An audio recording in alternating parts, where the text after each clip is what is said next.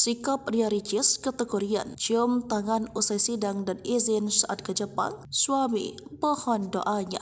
Perilaku Ria Ricis tak lepas dari sorotan, apalagi sejak ia melayangkan gugatan cerai ke Tekurian. Ricis terpantau masih salim kepada sang suami setelah sidang perdana perceraian mereka. Di sisi lain, meski hubungan mereka sedang tidak baik-baik saja, namun Ricis rupanya masih meminta izin kepada pria yang masih sah menjadi suaminya tersebut sebelum berangkat ke Jepang. Tekurian juga membenarkan jika Ricis sempat izin padanya sebelum terbang ke Jepang. Meski begitu, Ricis selama ini diketahui ngotot cerai dengan Tekurian. Berbeda dengan keinginan sang istri, Ricis kekeh mau bercerai, Tekurian justru tetap berjuang untuk kembali rujuk. Sebelumnya, Ricis telah melayangkan gugatan cerai kepada Tekurian ke Pengadilan Agama Jakarta Selatan pada Selasa 30 Januari 2024 lalu.